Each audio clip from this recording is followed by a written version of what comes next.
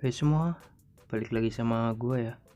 Kali ini gue akan bagikan cara mencari tombol trending di YouTube yang hilang ya, karena update baru. Tapi sebelum itu jangan lupa tekan tombol subscribe karena gratis. Langsung aja ke caranya. Buka aplikasi YouTube. Nah ini kan di YouTube kan dulu ada tombol trending di sini. Sekarang gantinya short.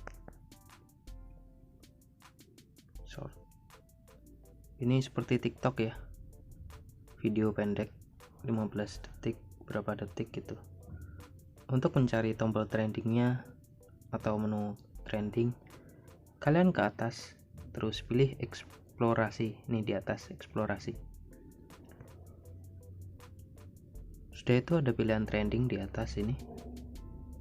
Nah ini trendingnya di sini.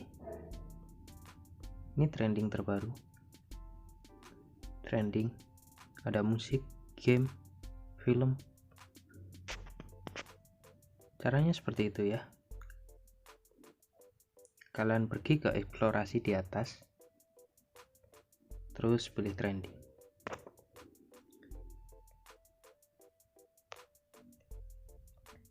Ini menu baru, ini update baru seperti TikTok, ada video-video pendek. Oke, terima kasih sudah menonton dan sampai jumpa.